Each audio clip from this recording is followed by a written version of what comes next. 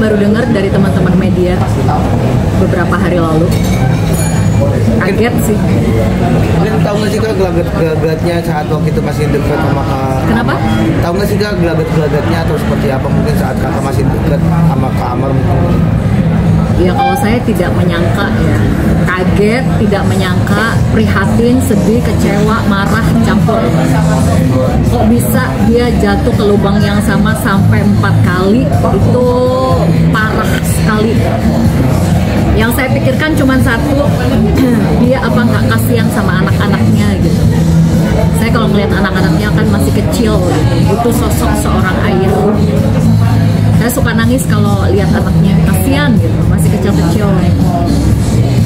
Tapi menyangka. Makanya saya yang dia butuhkan sekarang ini 2. Yang dibutuhkan Amar sekarang ini 2. 1, pertolongan dari Allah, karena dia ancaman hukumannya memang sangat berat sekali, bahkan dari beberapa sumber berita hukuman mati dan seumur hidup, paling parah ya kalau nggak salah. Itu pertama. Yang kedua, kayaknya dia butuh psikiater. Dia butuh dokter kejiwaan, karena saya melihat isi otaknya bermasalah, hatinya juga bermasalah. Dia harus mendapatkan perawatan secara medis dengan serius, karena kan narkoba itu kan merusak syaraf otak. Bisa jadi ada efek dari situ. Terakhir ketemu mungkin kapan? Ya waktu jenguk dia di lapas aja. Habis gitu saya blokir nomornya. Kenapa nih Kakak blokir? Beberapa bulan yang lalu. Kakak kenapa memblokir nomornya sendiri? Mungkin apakah emang udah benar-benar kayak udah nggak usah komunikasi lagi? Iya, saya kecewa sama dia. Kalau kemarin-kemarin kan saya ngebelain dia banget ya. Tapi ternyata setelah saya tidak memberikan apa yang dia mau, saya melihat dia memberikan panggung seorang wanita berinisial K, di mana wanita berinisial K itu memfitnah, merendahkan dan mempermalukan saya di media sosial. Dan dia terlihat kayak memberikan panggung, mendiamkan hal itu yang bikin saya kecewa. Amarnya? Iya. Tapi kamu sendiri sempat bertanya nggak sih sama Amar? Oh iya, saya sempat negur dia. Saya kirim bukti video rekaman netizen.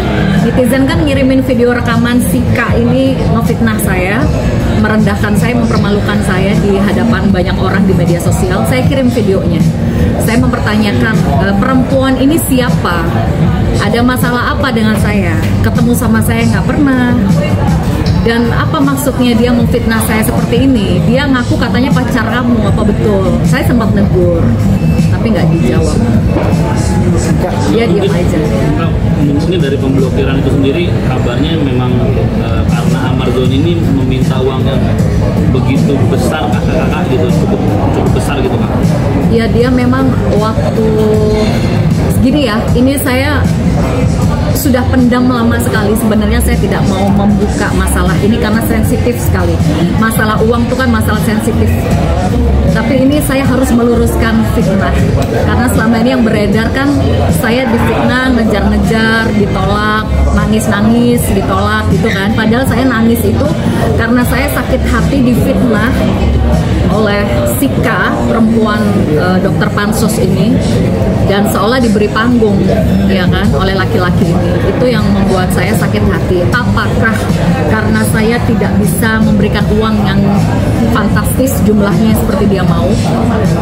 Ada dugaan kuat dia marah dan kecewa karena saya tidak bisa memberikan sejumlah uang yang nominalnya cukup fantastis. Nominalnya berapa sih Kak kalau boleh tahu?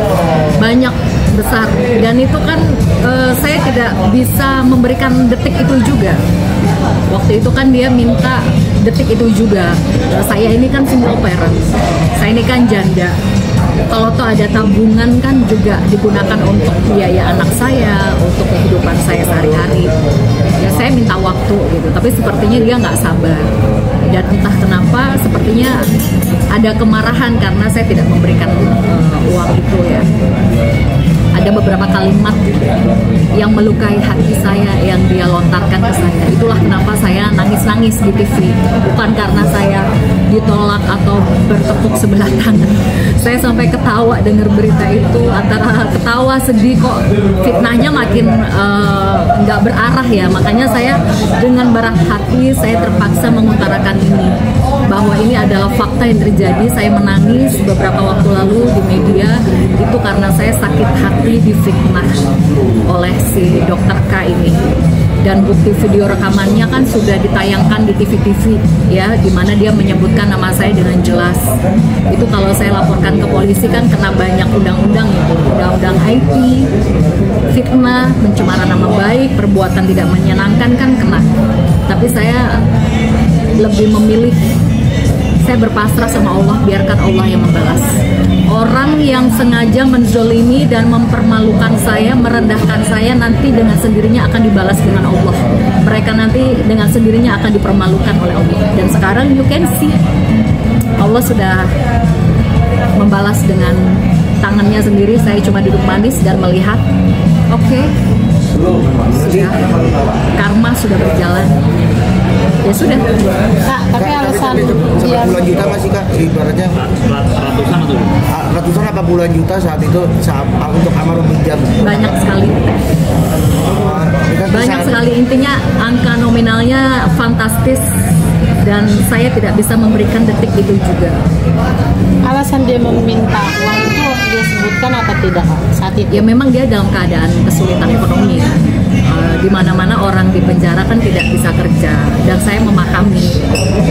Saat itu sih saya memang sudah berniat untuk mensupport dia secara finansial juga, tidak hanya mensupport secara emosional, mental, tapi juga finansial.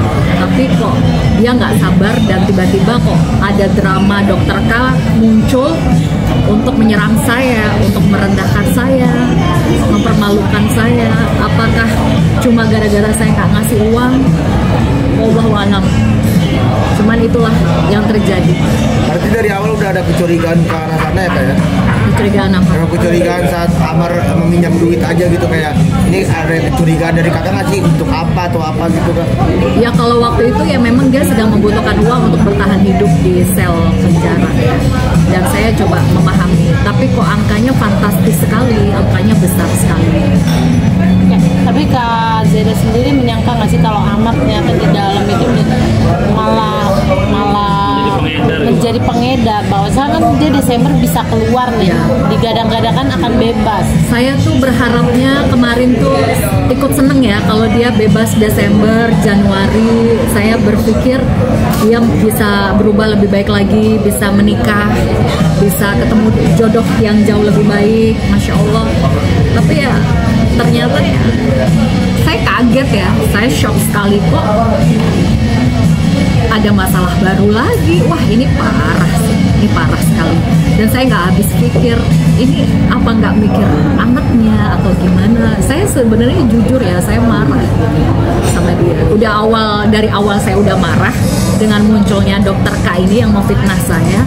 Ditambah sekarang dia kena kasus kayak gini lagi. Tapi ya saya turut prihatin sama dia. Saya sedih sih melihat dia makin kacau seperti sekarang ini. Kayak jadi memflashback nggak sih Kak, bisa dibilang dengan adanya kejadian Amar yang ini nih, memflashback kakak yang saat Amar minjem uang bisa jadi kayak ke arah sana nggak sih Kak waktu itu? Saya nggak pernah berpikir negatif sama orang ya. Saya mencoba untuk berpikir positif aja waktu itu. Mungkin memang dia butuh bertahan hidup di penjara. Saya nggak ada pikiran dia bakal jadi lebih buruk seperti sekarang, pengedar dan sebagainya. Saya nggak ada pikiran seperti itu. Tapi ya namanya orang mungkin ya ada beberapa hal mungkin yang membuat Allah marah sama dia, sehingga Allah menimpakan musibah lagi untuk yang kesekian kalinya. Ya saya berharap, gimana ya, saya berharap Allah menolong dia lah, kasihan. Ya walaupun saya udah dizolimi seperti ini kan, saya tetap mendoakan yang terbaik lah.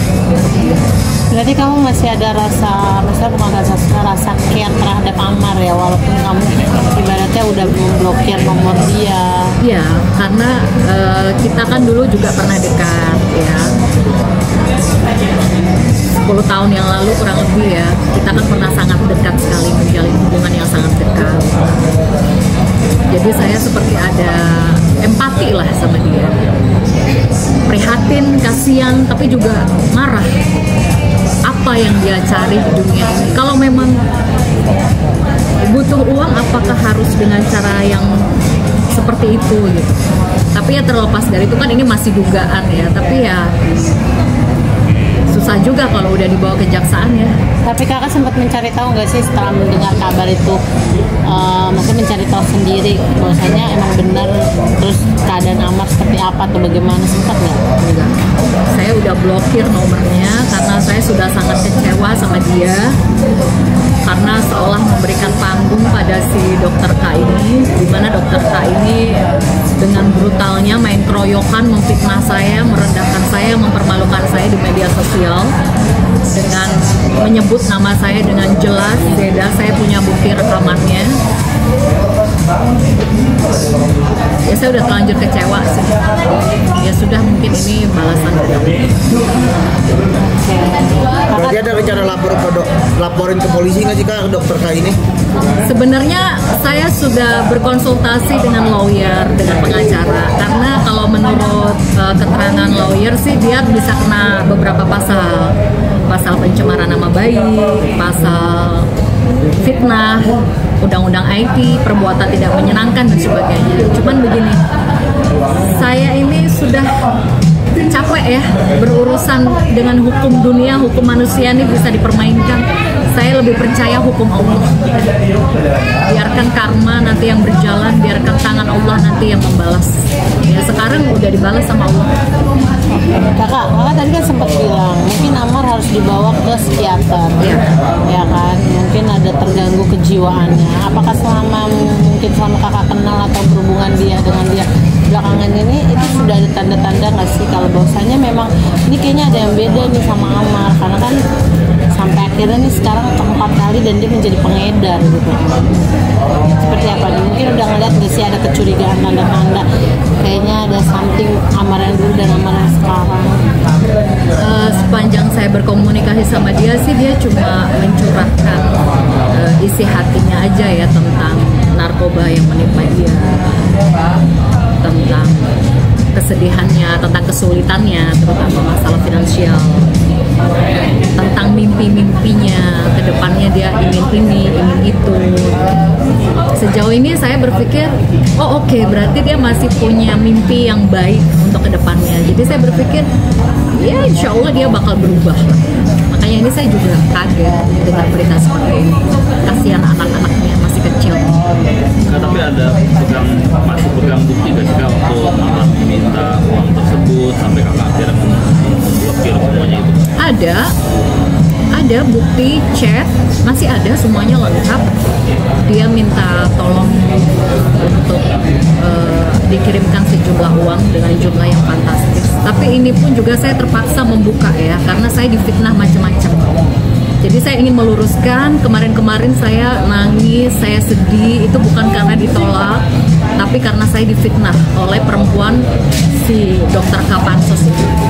Dia memfitnah saya, main keroyokan, mempermalukan saya, merendahkan saya, dan itu sudah coba saya ultimatum, mau tabayun nggak, mau minta maaf nggak baik-baik. Kalau dia belum minta maaf sama saya akan ungkit sampai kapanpun, karena saya sudah dipermalukan di media sosial.